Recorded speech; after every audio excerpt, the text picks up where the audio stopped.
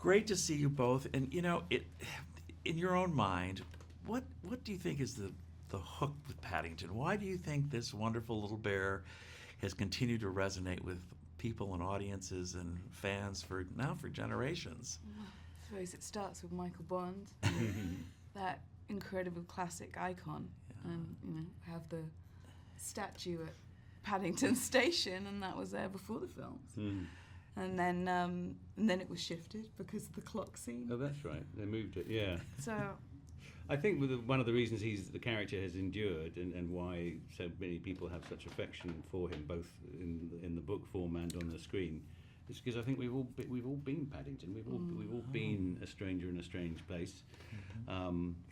Relying Without on the a friend. kindness. Without a friend, yeah. You particularly. I'm always struggling with that. Anyone? But relying on the kindness of strangers and trying to fit in, whether you're going to a new school or a new town or a new country, I think we can all recognise that spirit and that vulnerability, and I think we therefore want to look after this bear. We really do. We want him to do well and to because he has no malice in him. And because of his heart, you want to see people like that. Yeah, so I think that's why he's lasted down the generations. Yeah, we all want to give him a hug. We all want to share a little marmalade sandwich with him at the same time. Well, you must have seen also the irony, I can't help but mention this, about this thing about having to go underwater. In these two major movies, of course, you go diving into water here, and of course, we all know about The Shape of Water and your submersion. Interestingly, I think I was... It's in your contract, isn't it? Yeah, it is now. And I went from a night shoot, The Shape of Water, tank scene, spoiler alert, bathroom scene, and in a small tank, to being jet lagged a little into an Olympic-sized tank for this, which is it's probably the best way to tackle a underwater scene. Jet lagged. They actually flew her over in a big tub in water. In water, like a womb. Then I breathed, breached. Well, whatever it took, it works beautifully. Works beautifully. Whatever it takes. Whatever it takes, right? Bad pun. Well, also, you have a bit of a midlife crisis in this movie. Your Mr. Brown does, I should say. Not you. But that must have been fun with the yoga and with the face masks and all that business. Yeah. So Paul had suggested quite early on in the process that of the second film that just reverting Mr. Brown to being a sort of overprotective parent wouldn't make sense, and because he's learned about not being overprotective, and therefore what would be fun to explore. And so the idea of this midlife crisis where Mr. Brown is overlooked for promotion and then thinks the wheels are falling off and that he's getting fat and needs to dye his hair and needs to start juicing and that life's passing him by. It was a stretch for me. But I dug deep and tried to model myself on an older actor I know called Hugh Grant. Good one there. Hey, by the way, do you think Paddington would fit in at Downton Abbey? Yeah, I don't see why not. Yeah, in fact, I could imagine him coming to stay. I mean, he'd be a good waiter. He'd be a very good waiter. Imagine that. Black and white, actually. Little penguins.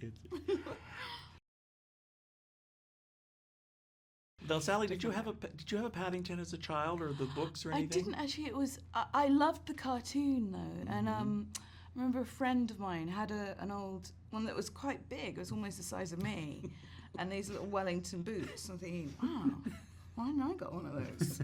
And he's exactly as you see him, but really quite big.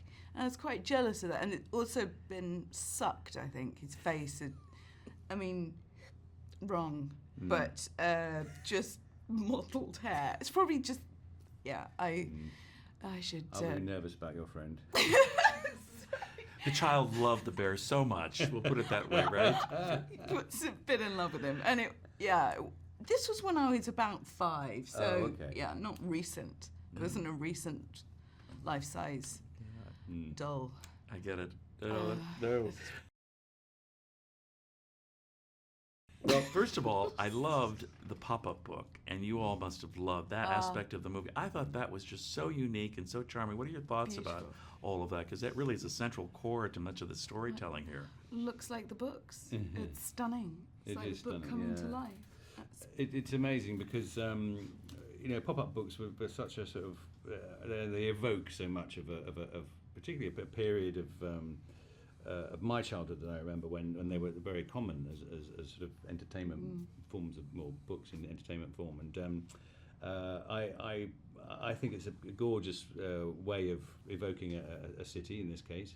But when it actually comes to life within the book, within the film rather, it's utterly captivating and it melts your heart. It's a beautiful piece of work, and that's just another example of Paul's imagination. Yeah. Working closely with Gary Williamson, the production designer. They've done several projects together, and they're a fantastic team. I think of creative genius. Really, it looks like paper. It's so beautiful. Brilliant, absolutely brilliant. I mean, like Hugh says, the production design and it feels. I mean, it's just gorgeous and magical, and it's like you think, is that memory or that 2D? Well, I just love that. It's so clever, and yet perfect. Well, it also helps. London really becomes a character in this movie, and I think the pop-up really is part of what brings all these different landmarks that you go running around to. Yes. And speaking of which, Mary Brown, her devotion to Paddington, that's one of the key things here too. It must have been fun to play that aspect of the character. Yeah, very much. I loved her for that, and that sort of passion and very emotional, just sort of goes with her instinct. And you've got. That's where the perfect, sort of complementary couple in a way. And you've got somebody who's very grounded and, feet firmly on the ground. But they love him equally. She just sort of follows and goes with her. She's all about the chase, the drama, and the smell of the story. And sort of they get that what's sort of art and, what's her own imagination and what's real.